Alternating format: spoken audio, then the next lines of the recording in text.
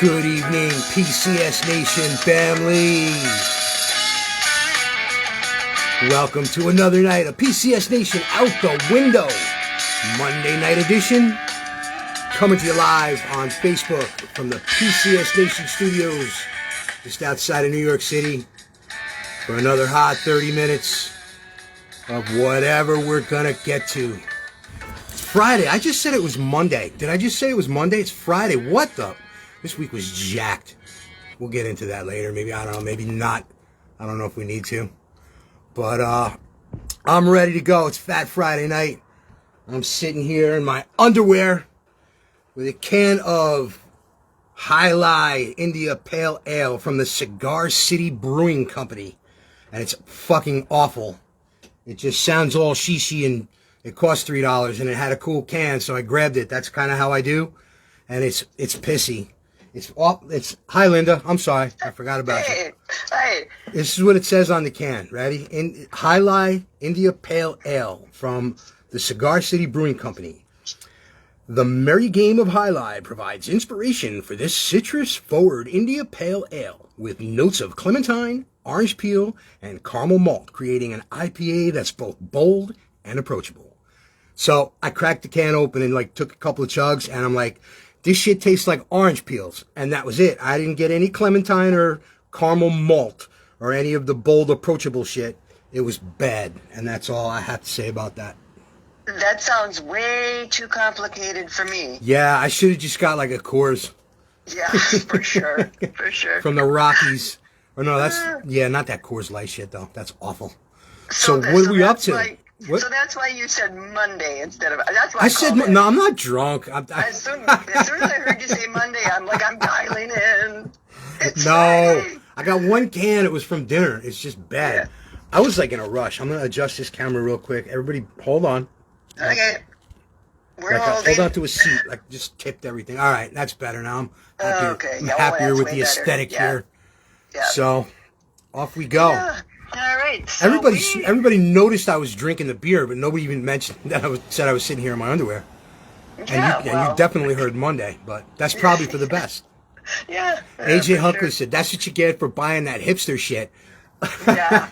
Yeah, that's what it sounded like. You know what? It's like they got an alright beer aisle at this store I go to, but they got one little section. It's about a 4-foot section of just high-priced, high-end stuff, and they got $12 and $15 bottles. And I'm like, fuck that. I'm not that ridiculous.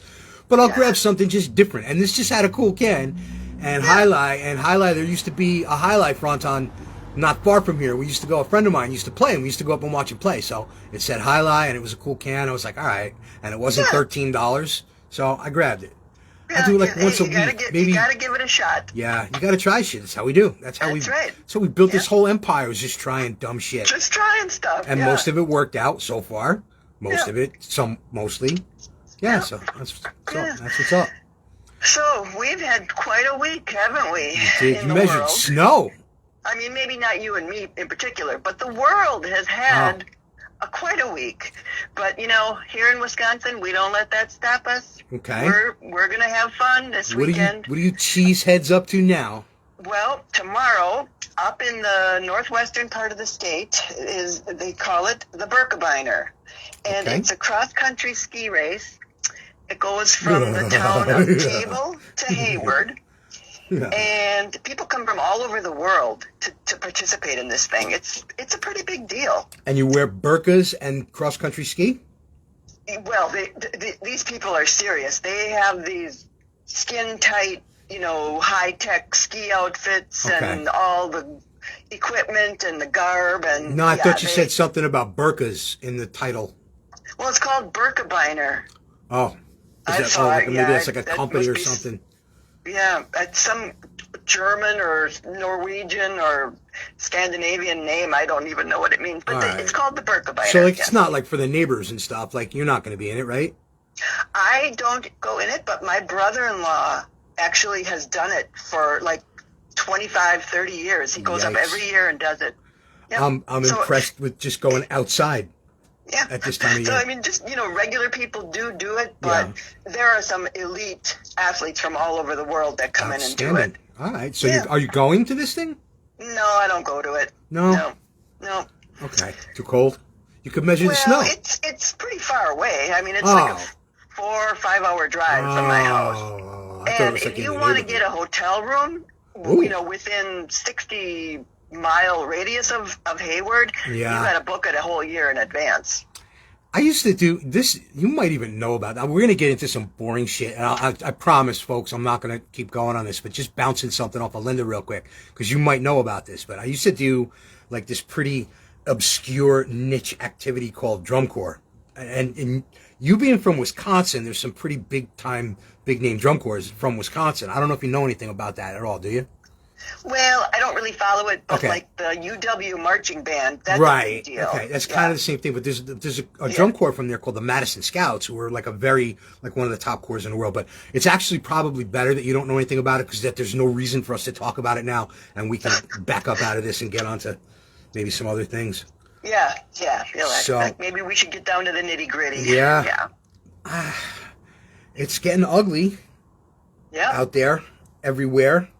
And particularly in certain regions of the other side of the world. You know, the biggest thing that's come out of this so far, and this is a positive, you're going to make a positive out of this whole mess. I'm so impressed with Zelensky. I can't even say his name, and that's how impressed I am with him. Zelensky. I'm spelling it right, though. There's two Y's on it. There's two Y's at the end of it. And I'll tell you why, and I feel like good starting off getting into this topic this way and looking at the good side before we start ripping down into the guts and the nastiness of it. This guy I don't even know what kind of leader he was. I don't know if he was corrupt, if he was a Republican, Democrat, whatever their parties are over there. The last 3 days, this guy had just displayed so much balls and so much fortitude in saying that he's staying there. He's staying in, not only in the Ukraine, but he's staying in the city of Kiev. I imagine he's hunkered down somewhere, but he's been talking to the people and he's been saying, I'm not leaving. We're fighting for the city. We're handing out guns. You know, if this is it, this is it. And he actually, I just heard it when I was walking home. The last briefing that he did, when he got on in front of a camera and just spoke to the country. And he finished it off by saying, this may be the last time you see me alive. This guy's the number one target. This guy's the number one target for the Russian army. It's not like just pulling that out of a hat. That's like legit. Yeah. And his family they're saying, like the number 2 target. This isn't games anymore. This isn't, just like making memes and shit and making fun of Joe Biden like it's a real fucking war going on. 137 people have been killed already. And that was a couple hours ago, so that could have changed. They're talking about they're really going to start the siege on Kiev. There's so many different spellings and so many different pronunciations now. This was always Kiev, spelled Kiev. Am I wrong, or is that like how everybody always spelt and said it? Yeah, there was Kyiv. Yeah, like they changed it, and that's yeah. fine. Like that's what the people from there are saying and spelling it as, so that's fine if that's what it is. I just want to make sure we're getting it right. Yeah. They're facing like a real serious thing. Like they're coming tonight. They're supposed to come to take the city tonight. Like literally, this isn't a Tom Clancy novel, although it's playing out like one. This isn't a movie. Like this is really happening. And I kind of tied it in earlier today with the boxer, with Vitaly Klitschko and the brother, Vladimir Klitschko. It got a little, look, and I said it in the article I wrote too. We have no business being in this war for a myriad of reasons. From the ridiculous to the even more ridiculous. There's no way we should be involved in this in any way other than anything anybody else is doing. Okay, fine. Get a coalition together and wag your finger at them. Whatever we're going to do, let's fine. We'll be in that. Aside from that, we're in no condition to be helping out another country. We have no interest in helping out another country. I'm not changing my stance on that. We don't have any reason, right, or anything good that could happen for the United States from us being there. And plenty of bad shit, okay? That being said, putting a face on it, like I said, I don't know if you read it or not. It was on the paid platform, which you should really just go subscribe, and then we won't have to have this conversation. $6 a month, pcsnation.substack.com. Anyway, in the article, like I was just saying, like, I watched these guys fight. Like, these guys were the top heavyweights from between, like, 2000 and 2012 or so, when Vitaly retired. These were the real deal. They were in, I don't want to stray off into boxing either, but at the time, like, it wasn't the greatest time for the heavyweight division. I'm a long-time boxing fan. It was not a great time for the heavyweight division. They did not have guys that made them be better and be those great, great guys. But they were outstanding technicians. They were just good boxers and the cream of the crop and the best guys out there at the time. And you recognize that. But I not grew up, I was adult by the time they were fighting. But I watched these guys fight and watched them do something in a sport that I watched that I like, which is like there's two of those. And now to see this guy, like, okay, you know, I knew he was the mayor of Kiev, but I just didn't associate it until like in the last day or two. So I knew that happened, and I was like, that's kind of cool, you know, that happens. Like the pro wrestler, freaking, the guy who used to wear the mask, and now he's like a state representative somewhere. It's just cool when stuff like that happens sometimes, not always, but sometimes. Yeah, it makes it more personal. Exactly, like, that's the whole thing. And now to see this guy like saying that stuff, like, yeah, I'm picking up a gun and I'm gonna go fight. I don't have any other choice. This is my homeland, and this is my family, and this is for real. So while I'm not jumping in and taking a side, like I said in the article, I there's a good and there's a bad. There's a good and there's an evil to this, and it's not ambiguous who's who. It's a pretty hard stretch to look at Putin as the good guy in this thing. Yeah. But just going quickly back to Zelensky, he's just doing the bravest thing you could do. Like, this guy's seriously facing getting his home shelled or wherever he is, the bunker. I imagine he's in a bunker somewhere, just getting dragged out and killed. Like, you see that happen. Is Putin insane enough to do that? Like, I don't know. I never thought he was. I always thought he was more of a player than an evil dictator tyrant like this. Yeah. I thought there was a little space there, like, but I don't know, maybe he is. But this guy's like facing getting dragged out of his house and shot in the head, and the city being taken over. Like, that's for real. Yeah, and it's got to face that's real. You know, going down with the ship type stuff, and it's really respectable of him to do that. You know, I mean, you got to respect the guy for having that kind of nerve and guts and resolve. You know. Yeah. Jennifer was just saying it's better to live on. Die on your feet than live on your knees. Yeah, that's a good one. Yep. That's right. Yep. It's like, what was that movie? Balls of Fury, that stupid ping pong movie. Nobody ever saw it, probably. But it was like this ancient Chinese, Japanese master, and he said it's better to die like a tiger than live like a pussy. I always thought that was kind of appropriate. But anyway, like the countries around Ukraine, like Poland and Estonia and those countries, they're stepping up, and I'm glad to see them stepping up. And they know that the United States is not going to rush in and save everybody like we always used to do, because we're not, like you said, we don't have the leadership to do that. Forget it. And they are like Poland is letting any Ukrainians come in, even if like their documents and their passports and whatever aren't, you know, if they're missing something that normally they would have to come in, they're saying that's okay. Just come in, you can get in. And like Estonia, they said, if people are there, if Ukrainians are there already, and like say on a student visa or something, and the student visa is ready to run out, they said, don't worry, we're not going to send you back. Even if your visa runs out, you can stay, you know, while this is all going on. So yeah, these other countries are really stepping it up. All right, well, that's good. But then, you know, then you're seeing the other end of that too. Like I was talking about on the morning shot this morning, I think it was today or yesterday, where like they're talking about these sanctions, which now we're going to get into this ridiculous excuse we have for a president and the sanctions and all that stuff. And like, okay, fine, let's do sanctions. And boom, boom, boom, we're going to sanction this, and this, and this. And then somebody raises their hand. It's like, yes, Italy, what's the problem? Well, we use a lot of gas from there, so we prefer if you didn't sanction the gas. Okay, erase that and scratch out gas. Okay, we're not going to do that. Then 3 other people raise their hands from whatever countries they're from and saying that, well, we do transactions with them. We do business through this, I think it's called START, financial website. It's like, oh, okay, then we won't hit them on. I was like, what are you doing? Are we doing this or are we not doing it? You know, you're not going to step up and put your troops out there. Okay, fine. Can you at least get on board and let us do what we are capable of possibly doing? Yeah. And I think I said it this morning. We're down to like, we're sanctioning Russia's amusement parks, and we're taking their Taco Bell and KFC franchise out of Moscow. That's what the sanctions are looking like right now. Putin's got money stashed away everywhere. He's not worried about your sanctions. They hit him today. Big fucking deal. They sanctioned him personally. England, somebody else, and then I think Joe was like, oh shit, I better do it too. And I think he did it too. He doesn't care. That guy's got money everywhere. He's got billions of dollars. Yeah. He's not worried about your sanctions. No. Hey, Deborah Patera said that Putin is a big germaphobe. Really? Yeah, I didn't know that, but that's a way we could get to him. Don't even let that get out, though, because then they're just going to compare him to Trump. Yeah. Immediately. I thought of that instantly as soon as you said that. Oh, okay. They're going to be eating them up on Twitter and saying, oh, see, it's Russian collusion. They're both germaphobes. They must be colluding. Forget it. Please, don't spread that around. We got enough problems. Yeah. Thanks anyway, Deborah. I love you. Thank you.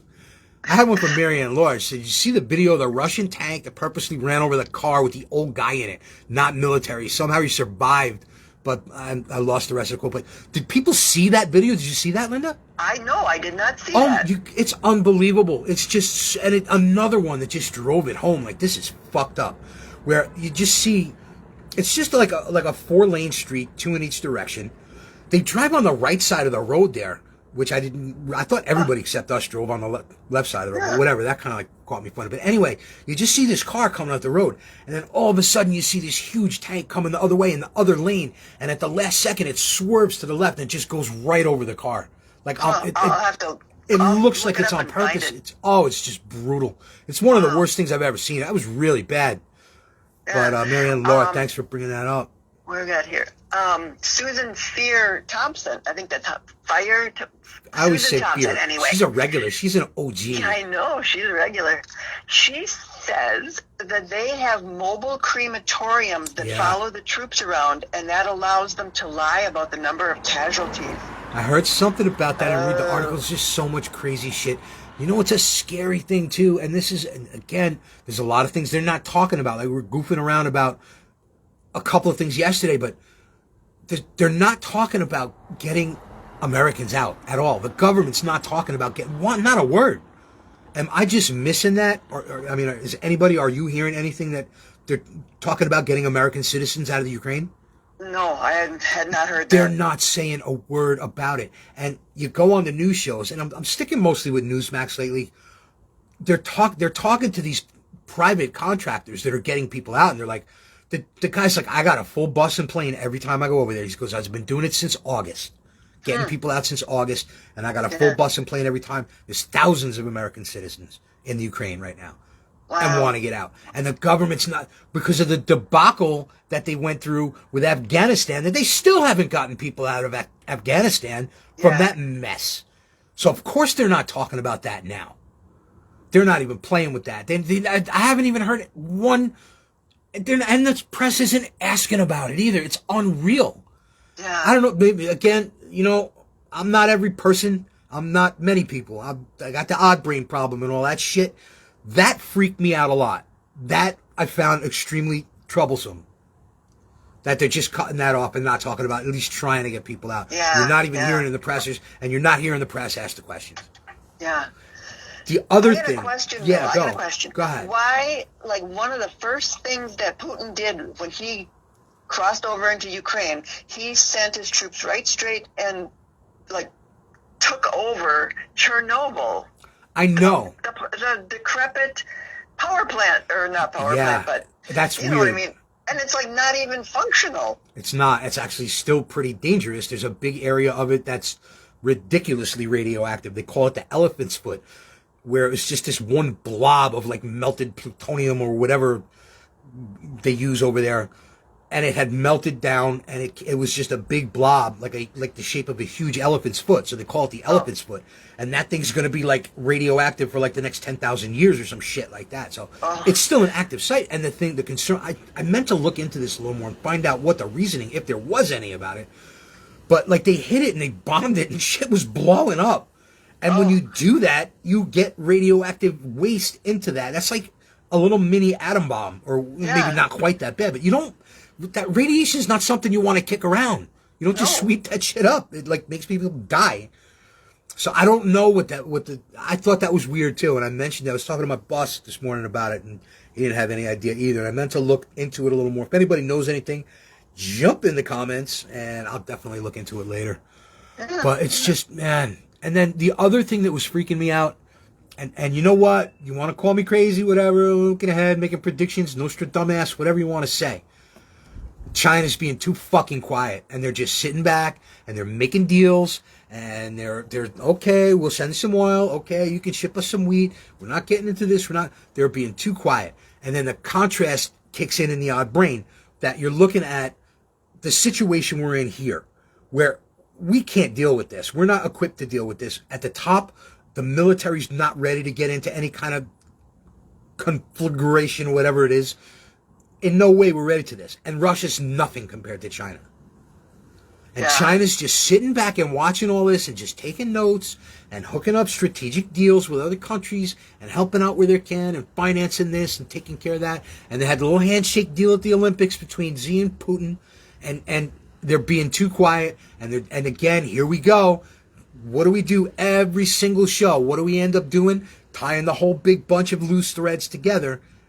If you're the country that launched a virus to cripple all the other countries, to weaken the superpowers, to break economies, and to get the world weak down and on its knees, and then you start a war between two big countries and you take over the bigger aggressor, and bing, bing, and all of a sudden, at some point farther down the line, you're the only one left standing. It's just all coming together around this like that to me. Yep. And we're in no position we can't handle Russia. Russia's got no economy. Russia's a dictatorship. And whatever. You know, I'm not going to start slamming the Russian people. There's every reason in the world why Russian culture and American culture shouldn't be friendly and allies on a personal level as people. The ideology and the leadership, that's a different story. We're way far apart, obviously. But I'm not going to bash the people, but it's just getting so crazy, this whole thing. And it's just, we can't deal with this country. We can't deal with this country who's got older weapons, who's got no economy, who's dependent on a lot of other countries to get by and get through. And we can't deal with that. China will roll through here in a weekend if they want to take this country. Yeah. Hey, Grant Duxbury has like a whole... Where's that guy been? I don't know, but he's here tonight. All right, good. And he has a whole encyclopedia comment here. All right. So I can't read it all, but the gist of the first part of it is that Biden wants Ukraine to be burnt down to cover up all of his and Hunter's dirty dealings. You know what? You can't not think that. I absolutely thought that. I was making the memes about it, like Hunter with the wheelbarrow wheeling cash out of the freaking Burisma building from the big guy's private vault. Yeah, I mean, and that's why kind of, when I was starting to say before, like how brave Zelensky was for what he's doing, and I prefaced it by saying, I don't know what kind of leader he is. I mean, it's very possible that he's involved in a lot of that stuff too. Yeah. I know for sure it was the previous president, because that's where all the bullshit went down, and all the phone calls and all the getting people fired and covering shit up. This guy seemed a lot cleaner, but who knows? You know, if you fucked up that bad, you're not going to have the next guy not be better than the guy you had before and make it look better. So, you know, the same shit might be going on with this guy. Yeah. That's, and as outlandish as that sounds, to start a war with two big countries to cover up your corruption, that's just beyond the pale. That's like, I can't even get my head around that. Yeah. And what happens if you find that out to be true? Like, what do? There's no laws on the books for that. How do you even try somebody? Yeah. What do you even charge them with? Like, that's beyond the scope of any crime that's ever happened in the history of humanity. Okay, there might be one big, outstanding 70 or 80-year-old exception to that, so let's not go there. Right. You know what I'm saying? Like, that would be unprecedented. In its own right would be unprecedented. Yeah. To find out, could you just imagine if somebody started a war to cover up an American president's corruption in an Eastern European country? Like, just say it to yourself. And it's like, you got to be fucking kidding me. Yeah. I mean, you wouldn't have believed that 5 years ago. That's like something they'd make a movie about, you know, and, you know, a made-up story. See, this is the whole thing I was saying before. And I'm sorry, did I just cut you off? I was leaning back. No. Okay. It's a Tom Clancy novel. Like, I've read every one of his books. This is like at least 3 of his books playing together. Like, everything that's happened in a fucking Tom Clancy novel that I read when I was in high school. Yeah. It's all happening now. And you know what's even worse? And I started doing it the other day. I told you with this Amazon friggin' Prime that nobody stopped me from getting. Like, I started reading the Harry Potter series, and I'm in book 5 now. Okay, book 5, The Order of the Phoenix, is fucking 2022 Biden America. Like, everything going on in that book is going on here. There's a socialist fucking incursion into the White House, into Hogwarts. There's everything that's going on in Biden America 2022 is going on in fucking J.K. Rowling's 15-year-old fiction book about witches in England. Wow. It's unreal. I gotta break this down when I'm a little calmer and write it out, and I'll post it on the website. Because it's crazy. But I'm now I'm fucked up and nuts, and I'm wondering if it's just me. Am I just seeing this shit and everything? Or is it there? Because like I'm reading the book and I'm just going, this can't be. This just can't be. This is happening. This is going on right now. They're trying to change the education for the kids. They don't want them to learn this stuff, so they're changing the curriculum. In this, I mean, no shit. They did that in this book. Wow. Crazy. It's like they took this, almost like they took it and made a map out of it. So it's like a combination of Tom Clancy military books and fucking Harry Potter. That explains everything. That explains everything. There it is. Maybe throw in a little Stephen King. We had A Plague, The Stand. That's there too. They took notes from everywhere in mediocre pulp literature throughout history, and they fucking came up with this plan. Yeah. That's all I can think of. It's got to be it. Did I do it again? Yeah, you did it. I came up with the question worse. I made the question worse. We're done right at the end of the hot 30 minutes too. Yeah. How about that? Aren't we getting good at this? We are. All right. What else? You got anything else? Well, I don't know. You want to talk about the new SCOTUS nominee at all? Not really. Not really. Okay. Listen, I'm going to tell you right now everything I have to say about this nominee and the process and her being on the Supreme Court, okay? Sure. And I've said it before, and you've seen it. Maybe you haven't seen it. You haven't heard it on the show. You've seen it on other platforms, okay? A political party that's too weak to prevent its opponents from cheating in elections has consequences. And this is the consequence of that. Joe Biden, as loathsome as it is, the humanity. Joe Biden gets to pick a Supreme Court justice because that's how it works. And nobody's in any position to stop him from doing it. It's not the final year of his term, as far as we know. It could be the final week of his term.